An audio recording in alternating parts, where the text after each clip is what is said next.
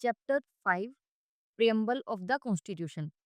इस वीडियो में हम प्रियम्बल से रिलेटेड जितने भी एस्पेक्ट्स हैं कि प्रियम्बल की लैंग्वेज से लेके ऑल द कीवर्ड्स जो प्रियम्बल में मेंशन्ड है like sovereign, socialist, secular, justice etcetera, सबको डिटेल में अंडरस्टैंड करेंगे। और साथ ही ये देखेंगे कि प्रियम्बल का अभी करंट स्टेटस क्या है, मतलब प्रियम्बल कॉन्स्टिट्यूशन का पार्ट है कि नहीं, उससे रिलेटेड क्या कंट्रोवर्सी है एटसेट्रा।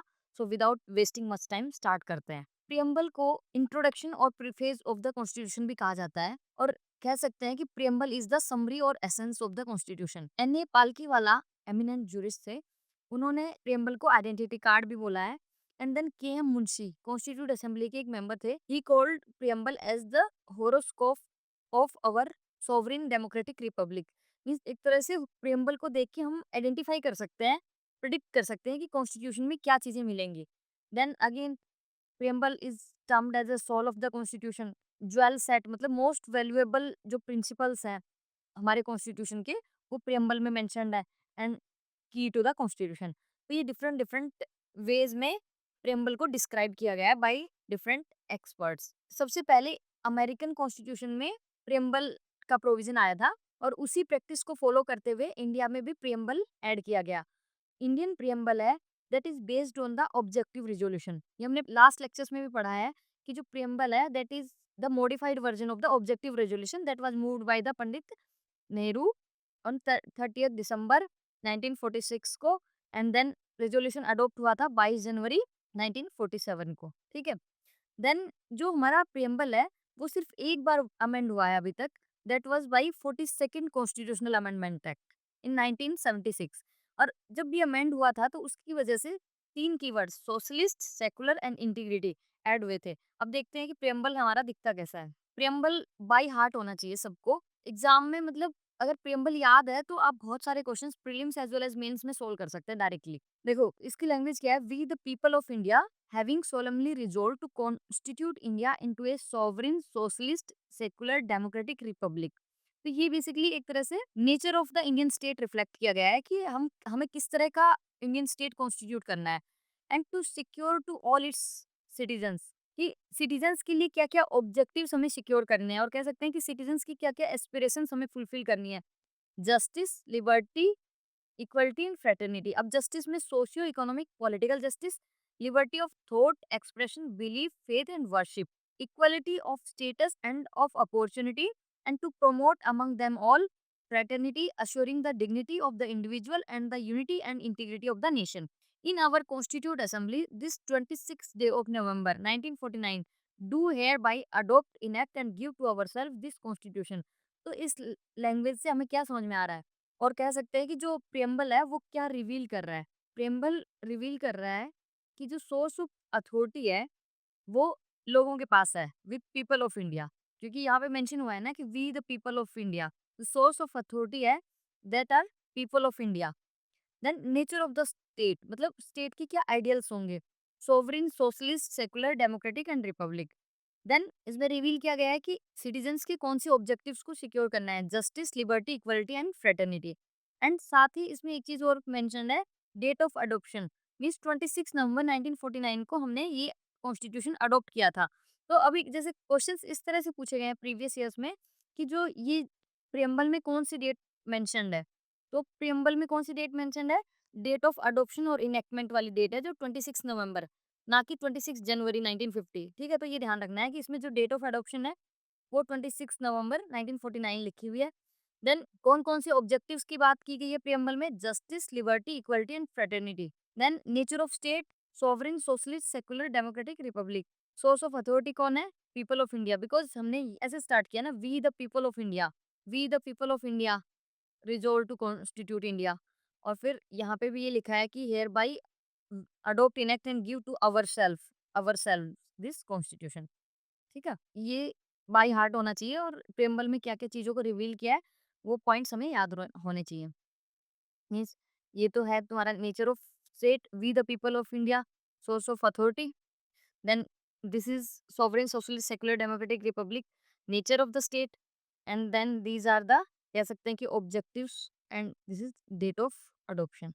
42nd अमेंडमेंट एक्ट से हमने ये socialist keyword, and then secular keyword 2 and then 3 integrity of the nation. ये 3 कीवर्ड्स हमने ऐड किए हैं, ठीक है? तो प्रीवियस ईयर्स में एक बार क्वेश्चन पूछा गया है कि what was the nature of Indian state on 26 जनवरी 1950। तो वहाँ पे हमें पता होना चाहिए कि सोशलिस्ट एंड सेकुलर ये 2 कीवर्ड्स हैं, ये हमने 1976 में ऐड किए हैं। तो जो ऑप्शंस में ये कीवर्ड्स को हमें एलिमिनेट करना था, और जो 26 जनवरी 1950 को जो स्टेटस था that was a sovereign democratic Republic. ठीक है? तो अगर पूरा प्रिएम्बल हमें याद है तो इस तरह के क्वेश्चन सोल्व हो जाएंगे आराम से। अब हम एक-एक कीवर्ड को डिटेल में समझते हैं। सोवरेन का क्या मतलब है? India is a sovereign state. Sovereign state का मतलब है कि ना ही तो इंडिया डिपेंडेंसी है, ना ही डोमिनियन है। Rather India is a independent state. Dependency 1947 से पहले इंडिया ब्रिटिश की डिपेंडेंसी हुआ करता था, और कह सकते हैं कि we were colony of the British. और फिर 1947 से जो 26 जन 1950 तक का स्टेटस था, वो डोमिनियन स्टेटस था। मीन्स हम इंडिपेंडेंट तो हो गए थे 1947 में, लेकिन 26 जनवरी 1950 तक सिंबॉलिक है, तब भी हमारा ब्रिटिश क्राउन ही था। बट 26 जनवरी 1950 में फिर हम रिपब्लिक हो जाते हैं। एक चीज़ यहाँ पे और याद रखने वाली है कि जैसे इंडिया और पाकिस्तान दोनों साथ में ही इंडिपेंडेंट हुए थे, पाकिस्तान 1956 तक ब्रिटिश डोमिनियन रहा है। अब इंडिया सोवरेन है, मतलब अपने ओन डिसीजंस ले सकता है खुद, और India does not acknowledge any external pressure. जो भी डिसीजंस लेने होते हैं वो नेशनल इंटरेस्ट में ले जाते हैं विदाउट एनी एक्सटर्नल इन्फ्लुएंस।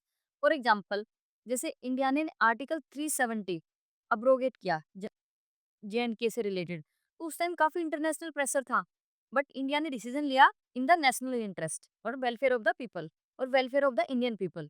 ठीक है, अदर एग्जाम्पल जैसे इंडिया की जो न्यूक्लियर डॉक्ट्रिन है और न्यूक्लियर टेस्ट थे, वो भी इंडिया ने अपने नेशनल इंटरेस्ट में कंडक्ट किए थे।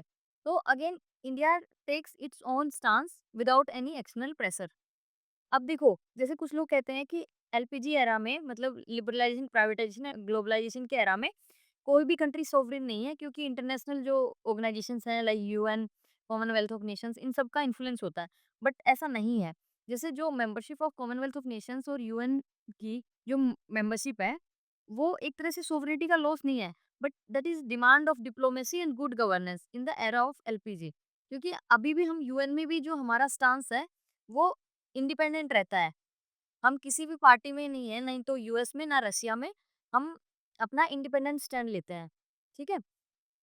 अब इंडिया सोवरेन है, तो सोवरेन होने के नाते इंडिया किसी फॉरेन टेरिटरी को अक्वायर भी कर सकता है और अपनी टेरिटरी को किसी फॉरेन स्टेट को दे भी सकता है। ठीक है? तो मतलब सोवरेन होने के नाते इंडिया इंडिपेंडेंट है ये सब डिसीजंस लेने में। ठीक है? नेक्स्ट कीवर्ड है सोशलिस्ट। मतलब India is a socialist state. Socialism क्या होता है basically? Socialism as a school of thought believe करता है कि जो सोसाइटी के जो रिसोर्सेज हैं that should benefit each and everyone. और बेसिकली जो हैव्स एंड हैव नोट्स के बीच में बहुत ज्यादा गैप नहीं होना चाहिए। मतलब गैप हो सकता है बट टॉलरेबल लिमिट से बियॉन्ड गैप नहीं होना चाहिए between haves and have notes. ठीक है? तो ये सोशलिज्म का आइडिया है। तो बेसिकली जैसे 42nd कॉन्स्टिट्यूशनल अमेंडमेंट एक्ट ने एक्सप्लिसिटली सोशलिस्ट टर्म हमारे प्रियम्बल में ऐड कर दी थी, लेकिन जो सोशलिस्ट कंटेंट है वो ऑलरेडी हमारे कॉन्स्टिट्यूशन में इम्प्लिसिटली प्रेजेंट था in the form of DPSP. जैसे फॉर एग्जांपल डीपीएसपी की जो आर्टिकल 39 बी एंड 39 सी वो बात करते हैं सोशलिस्ट फिलोसॉफी की। फॉर एग्जांपल जैसे 39 बी कहता है कि resources should reach to all sections of the society. Means control और डिस्ट्रीब्यूशन है रिसोर्सेज का, वो हर एक के इंटरेस्ट को सर्व करे, ऐसा ना हो कि कुछ स्पेसिफिक सेक्शंस को ही सर्व करे। देन 39 सी वो कहता है कि concentration of wealth should be avoided in few hands. ठीक है? ओवरऑल आइडिया ये है कि जो डीपीएसपी में हमारी जो सोशलिस्ट फिलोसॉफी है वो ऑलरेडी रिफ्लेक्ट हो रही थी कि जो सोसाइटी की जो रिसोर्सेज हैं वो सबको बेनिफिट करे, और किसी एक पर्टिकुलर ग्रुप के हाथ में वेल्थ का कंसंट्रेशन ना हो। ठीक है? और 1955 जैसे 1976 42nd कॉन्स्टिट्यूशनल अमेंडमेंट एक्ट से हमने ऐड किया है टर्म तो, लेकिन 1955 में कांग्रेस पार्टी का एक रेजोल्यूशन आया था अवधि सेशन में, उसमें भी उन्होंने बात कर रही थी to establish a socialist pattern of society.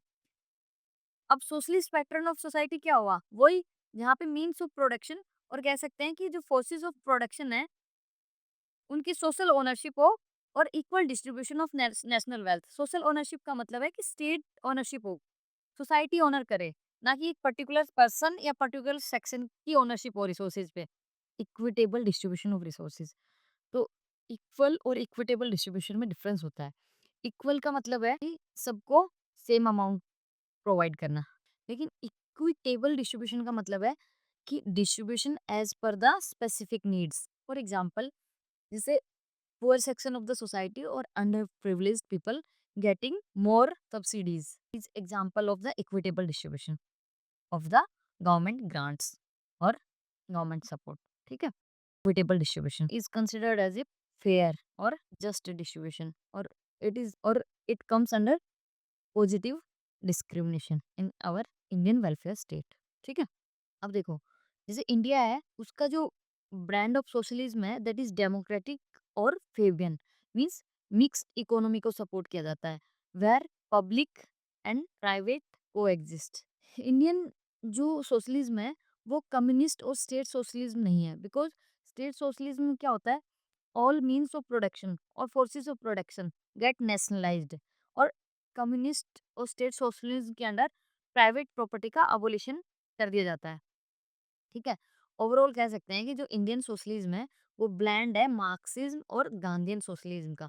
अब देखो, गांधी और मार्क्स दोनों सोशलिस्ट आइडिया को सपोर्ट करते थे, means there should be minimum gap between haves and have nots. Marx जो मेथड अप्लाई करते थे it was of class struggle, जिसके थ्रू वो जो कैपिटलिस्ट क्लास है और हैव्स क्लास है उसको ओवरथ्रो करना चाह रहे थे। But Gandhi ji believed in trusteeship, इस प्राइवेट प्रॉपर्टी का अबोलिशन नहीं होना चाहिए, but the owners of property should work for the benefit of the society. ठीक है, और बेसिकली ये सेल्फ गवर्नेंस और डिसेंट्रलाइजेशन पे ज़्यादा फोकस करते थे, वाइल मार्क्स सपोर्ट कर रहे थे कि एक स्टेट कंट्रोल्ड इकोनॉमी होगी विच over the time will get converted into communism, means classless society. अब देखो, इंडिया में जो सोशलिज्म के क्या एलिमेंट्स हैं, मतलब कैसे कह सकते हैं कि इंडिया एक सोशलिस्ट कंट्री है, क्योंकि यहाँ पे लैंड रिफॉर्म्स हुए हैं।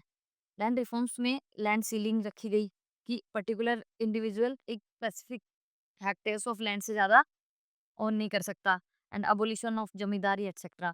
Then nationalisation of banks, idea of subsidies, welfare schemes, मनरेगा, ये सब सोशलिस्ट फीचर्स को रिफ्लेक्ट करते हैं।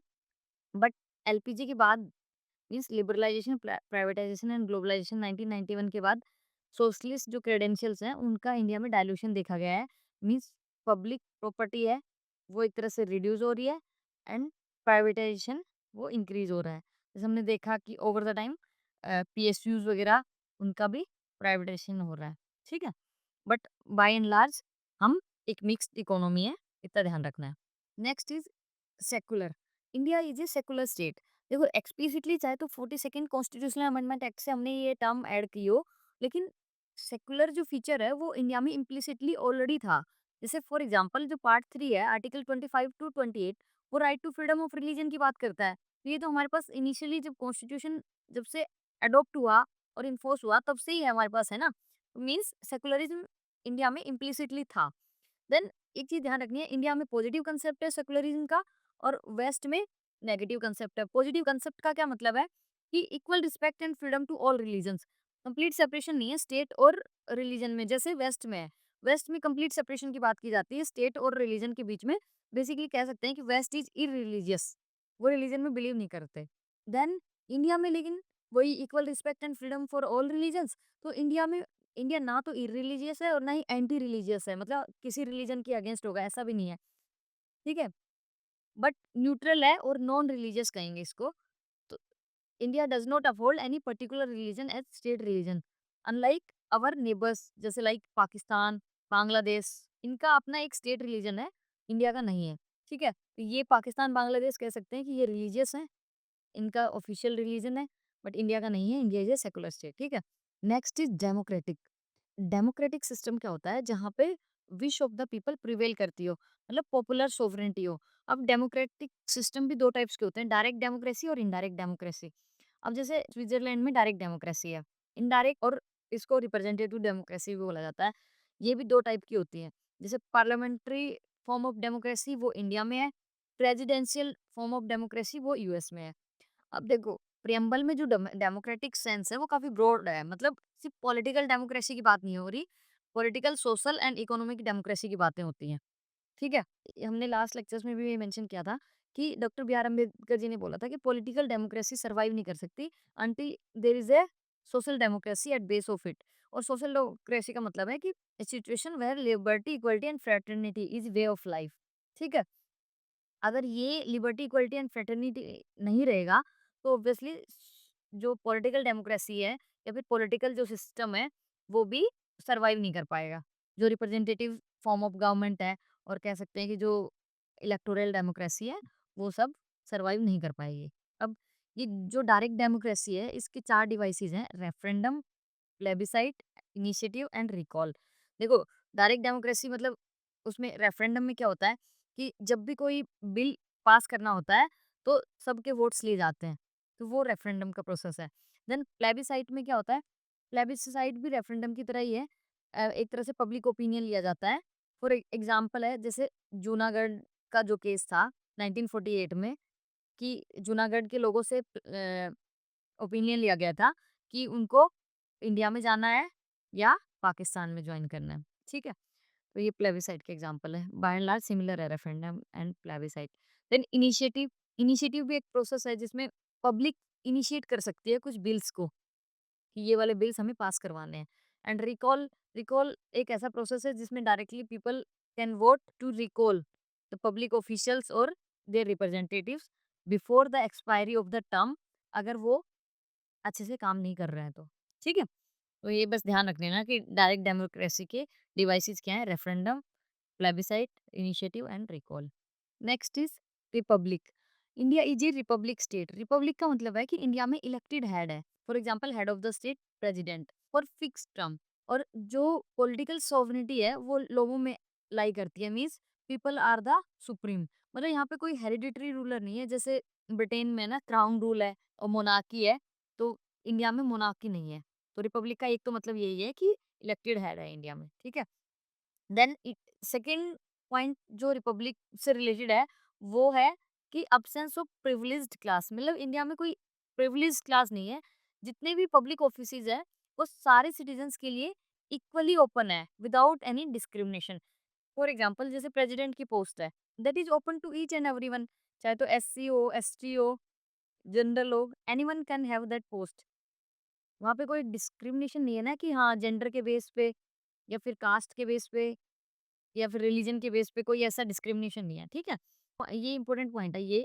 और ये एक तो यही कि रिपब्लिक में जो अल्टीमेट अथॉरिटी है वो लोगों के पास है, पीपल आर सुप्रीम। वहाँ पे कोई हेरिडिटरी रूलर नहीं होगा, इलेक्टेड हेड होगा for the fix term. Then second point है कि अब्सेंस ऑफ प्रिविलेज क्लास, मतलब public offices are open to each and every citizen without any discrimination. ठीक है? नेक्स्ट बात होती है जस्टिस की। देखो, प्रेम्बल में क्या मेंशन है, प्रेम्बल में मेंशन्ड है that that objective is to secure justice, social, economic and political. Means तीनों टाइप के जस्टिस सिक्योर किए जाने चाहिए। अब सोशल जस्टिस का क्या मतलब है? सोशल जस्टिस का मतलब है कि इक्वल ट्रीटमेंट विदाउट डिस्क्रिमिनेशन। अब जैसे जो फंडामेंटल राइट्स की जो आर्टिकल 14, 15, 16, 17, 18, ये सब किस बारे में बात करते हैं? ये बात करते हैं कि there should be no discrimination on the basis of caste, sex, religion, gender et cetera. जैसे राइट टू इक्वलिटी है आर्टिकल 14, देन 15, 16, 17, इन सब में जो भी प्रोविजंस हैं, बात ये की गई है कि डिस्क्रिमिनेशन नहीं हो सकता इन टर्म्स ऑफ, जैसे 16 में एम्प्लॉयमेंट की बात है, तो एम्प्लॉयमेंट विदाउट एनी डिस्क्रिमिनेशन। फिर आर्टिकल 18 बात करता है अबोलिशन ऑफ टाइटल्स की। जैसे पहले राजा महाराजा इस तरह के टाइटल्स हुआ करते थे, तो वो अब नहीं चलते हैं। ठीक है? तो वो है कि सोशल जस्टिस में मतलब equal treatment without discrimination. Then economic justice, economic justice की बात करता है कि इकोनॉमिक फैक्टर्स के बेस पे कोई डिस्क्रिमिनेशन नहीं होना चाहिए कि भाई जैसे अगर रिच है तो उनको फेवर करना है, पुअर है तो उनको नहीं करना है, मतलब इस तरह की कोई डिस्क्रिमिनेशन नहीं होनी चाहिए। और जो इनइक्वालिटीज हैं in terms of wealth, income and property, उनको रिड्यूस करने पे फोकस होना चाहिए, मिनिमाइज द इनइक्वालिटीज। तो वो इकोनॉमिक जस्टिस का पार्ट है। देन पॉलिटिकल जस्टिस का मतलब है इक्वल पॉलिटिकल राइट्स। जैसे आर्टिकल 326 अडल्ट फ्रेंचाइजी की बात करता है कि सबको राइट टू वोट है अबो 18 ईयर्स ओल्ड। और साथ ही मतलब जितने भी पॉलिटिकल ऑफिस हैं उनको एक्सेस करने के लिए इक्वल अपॉर्चुनिटीज देना। और सबके पास एक पॉलिटिकल वॉइस होनी चाहिए, मतलब से होना चाहिए गवर्नमेंट में। अब अगर अपना राइट टू वोट एक्सरसाइज कर रहे हैं तो इसका मतलब हम एक तरह से अपनी पॉलिटिकल वॉइस रेज कर रहे हैं, ठीक है। Then next is liberty. Liberty जो प्रेम्बल में बात हुई है, liberty of thought, expression, belief and faith. तो ये जो कीवर्ड्स हैं वो एज इट इज याद होने चाहिए, बिकॉज एक बार पीवाईक्यू में इस तरह से था कि which of the following liberties is not mentioned in the preamble, economic liberty लिखा हुआ था, तो वो नहीं है, बिकॉज लिबर्टी के अंडर थॉट, एक्सप्रेशन, बिलीफ और फेथ की लिबर्टी की बात हुई है, ठीक है। तो लिबर्टी बेसिकली लिटरल मीन क्या है कि अब्सेंस ऑफ रिस्ट्रेंट्स, मतलब कि सिटीजन्स पे अननेसेसरी के रोक टोक नहीं है। And plus providing opportunity for development of individuals, मतलब इंडिविजुअल्स के वेलफेयर और डेवलपमेंट के लिए अपॉर्चुनिटीज प्रोवाइड करना, एक तरह से मतलब पॉजिटिव लिबर्टी का यही मतलब होता है, ठीक है। और ये सब चीजें कैसे प्रोवाइड की जाती हैं? 5 फंडामेंटल राइट्स जो कोर्ट्स में एनफोर्सेबल है। अगर उन फंडामेंटल राइट्स का वायलेशन होता है तो हम under article 32 and 224 supreme court and high courts में जा सकते हैं, ठीक है, कि हाँ ये वाले हमारे राइट्स वायलेट हुए हैं, ठीक है। तो बेसिकली एक चीज और ध्यान रखनी है कि जो लिबर्टी है वो एब्सोल्यूट नहीं है, बट क्वालिफाइड है। क्वालिफाइड का मतलब है कि रीजनेबल रिस्ट्रिक्शंस है। ऐसा नहीं है कि इतनी आजादी है कि भाई हम दूसरे के राइट्स को वायलेट कर रहे हैं, दूसरों को डिफेम कर रहे हैं, तो इस तरह की लिबर्टी नहीं होनी चाहिए ना। इस तरह की लिबर्टी एक तरह से नेगेटिव लिबर्टी होती है, ठीक है, तो वो नहीं है। देन जो लिबर्टी, इक्वलिटी एंड फ्रेटर्निटी है, ये ट्रिनिटी कहाँ से आई है? ये हमारे इंडियन कॉन्स्टिट्यूशन में हमने बोरो किया है फ्रेंच रिवॉल्यूशन से, और फ्रेंच से कह सकते हैं। और जो ये हमें पीछे हमने जस्टिस की बातें करी थी, justice socio economic political justice, ये हमने रशिया और रशियन रिवॉल्यूशन 1917 से बोरो किया है, ठीक है। ये हमने लास्ट लेक्चर में बात की थी इसके बारे में। देन नेक्स्ट कीवर्ड है इक्वलिटी। तो देखो प्रेम्बल में equality of status and opportunity इसकी बात की है। इक्वलिटी ऑफ स्टेटस का मतलब है कि कोई स्टेटस डिस्क्रिमिनेशन नहीं होगा कि कौन सुपीरियर है कौन इंफीरियर है, ठीक है। सबको इक्वल डिग्निटी मिलेगी being Indian citizen. And then equality of opportunities, सबको इक्वल अपॉर्चुनिटीज मिलेंगी टू बिकम अनइक्वल कह सकते हैं। अब देखो इक्वलिटी का ओवरऑल मतलब है कि एब्सेंस ऑफ स्पेशल प्रिविलेजेस, किसी के पास कोई स्पेशल प्रिविलेजेस नहीं है, ठीक है। अब इक्वलिटी के 3 डायमेंशंस की बात हुई है, civic equality, political equality and economic equality. Civic equality में क्या है कि अगेन वही कि सोशल सर्कमस्टांसेस के बेस पे, सोशल सर्कमस्टांसेस मतलब कास्ट, रिलीजन, जेंडर, इन सब के बेस पे डिस्क्रिमिनेशन नहीं हो सकता। तो आर्टिकल 14, 15, 16, 17, 18 इन सब में जैसे right to equality, abolition of titles et cetera में यही बात हुई है कि कास्ट, रिलीजन, जेंडर इन सब के बेस पे डिस्क्रिमिनेशन नहीं हो सकता। Then political equality, article 325 and article 326 ये पॉलिटिकल इक्वलिटी की बात करते हैं, जिसमें जैसे इक्वल राइट टू वोट है सबके पास। और एज पर आर्टिकल 325 मतलब किसी के रिलीजन, जेंडर एटसेट्रा के बेस पे उसको वोट डालने से डिनाई नहीं किया जा सकता, ठीक है। इकोनॉमिक इक्वलिटी जैसे डीपीएसपी हमारा है, उसका आर्टिकल 39 खुद ये बात करता है कि there should be educate means of livelihood and equal pay for equal work to man and women, ठीक है। तो ये एक तरह से इकोनॉमिक इक्वलिटी है without any kind of gender discrimination in pay scale. Next है fraternity. Fraternity means sense of brotherhood, और इंडियन कॉन्स्टिट्यूशन में सेंस ऑफ ब्रदरहुड को कैसे प्रमोट किया जाता है? वाई सिंगल सिटीजनशिप, ठीक है। और एक्चुअली जो फंडामेंटल ड्यूटीज हैं जैसे आर्टिकल 51 ए जो again 42nd constitutional amendment act से ऐड हुई थी, उसमें भी ये मेंशन किया जाता है कि ये every citizen of India should make efforts to promote harmony and brotherhood in the society. और जो फ्रेटर्निटी प्रियम्बल में जो टर्म मेंशन्ड है, तो फ्रेटर्निटी इंश्योर करती है dignity of the individual and unity and integrity of the nation. अब dignity of the individual का मतलब है कि हर एक जो इंडिविजुअल पर्सनैलिटी है वो अपने आप में सेक्रेड है और उसको प्रोटेक्ट करने की कोशिश की जानी चाहिए। और जब सोसाइटी में ब्रदरहुड होगा, हार्मनी रहेगी, तो ऑब्वियसली डिग्निटी ऑफ इंडिविजुअल्स भी मेंटेन होगी। अगेन जैसे फंडामेंटल ड्यूटीज में भी बात हुई है for protecting dignity of the women, मतलब सिटीजन्स को ऐसी चीजों में पार्टिसिपेट नहीं करना चाहिए which are derogatory to the women. And then unity and integrity of nation जो है वो बेसिकली 2 डायमेंशंस पे है। एक तो psychological dimension and territorial dimension. अब साइकोलॉजिकल डायमेंशन का मतलब है वी फीलिंग, मतलब एक at emotional level unity and integrity है इंडिया में, that we are one nation despite religious, linguistic, cultural diversity. And जो टेरिटोरियल डायमेंशन है वो बात करता है कि जैसे जो आर्टिकल 1 का आइडिया है यूनियन ऑफ स्टेट्स, मतलब जो स्टेट्स हैं वो सेपरेट नहीं हो सकते सेंटर से, और स्टेट्स के पास कोई राइट नहीं है to disintegrate from the union और सेंटर। ठीक है, तो ये जो इंटीग्रिटी वाली जो टर्म है ये 42nd अमेंडमेंट एक्ट से ऐड हुई थी। ठीक है, तो अभी तक पता चल गया होगा ना कि 42nd अमेंडमेंट एक्ट से प्रियम्बल में अमेंडमेंट हुआ था, और अभी तक सिर्फ एक बार अमेंडमेंट हुआ है, और उसमें 3 टर्म्स ऐड हुई थी। कौन-कौन सी? Socialist, secular and then third is integrity. ठीक है, अब जैसे जो अमेंडेबिलिटी और प्रियम्बल की उसके बारे में बात करते हैं।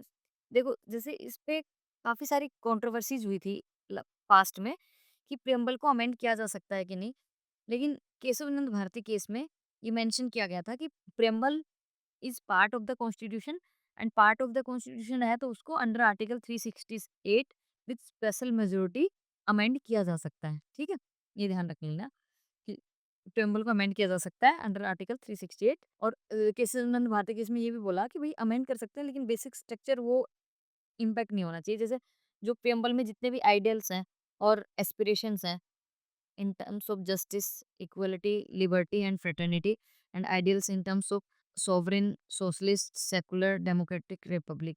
ठीक है, तो ये बेसिकली प्रियम्बल में जो प्रिंसिपल्स हैं वो इंडियन कॉन्स्टिट्यूशन की बेसिक फिलोसॉफी और बेसिक स्ट्रक्चर को रिफ्लेक्ट करते हैं। तो इस बेसिक स्ट्रक्चर में कुछ चेंज नहीं होना चाहिए, बाकी चीजें चेंज कर सकते हैं। ठीक है, अब देखो ये एक डिबेट था कि प्रियम्बल कॉन्स्टिट्यूशन का पार्ट है कि नहीं। तो बेरुबरी यूनियन केस 1960 में सुप्रीम कोर्ट ने बोला कि preamble is key to the minds of the makers.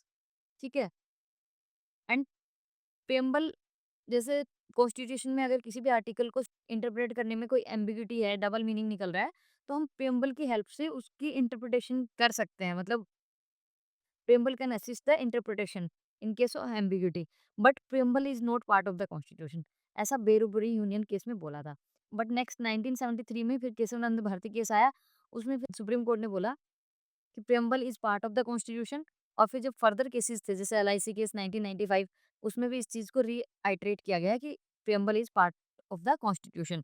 और जब preamble part of the constitution है तो उसको फिर अमेंड भी किया जा सकता है अंडर आर्टिकल 368 जैसे यहाँ पे मेंशन किया गया। ठीक है, अब एक चीज ध्यान रखनी है कि preamble is part of the constitution, और जो पहले जो पॉइंट्स सुप्रीम कोर्ट ने मेंशन किए थे कि प्रियम्बल जब भी कोई कॉन्स्टिट्यूशन में एम्बिग्यूटी होगी तो उस कंडीशन में इंटरप्रिटेशन में हेल्प करेगा, तो वो स्टांस अभी भी मेंटेन्ड है। बट जो चेंज हुआ है वो ये है कि हाँ, पहले ये बोला था कि preamble not part of the constitution, but next judgements में बात हुई कि preamble is part of the constitution. ठीक है, तो यही पूछा जा सकता है कि कौन सी जजमेंट में बोला कि preamble not part of the constitution है, तो बेरुबरी यूनियन केस में।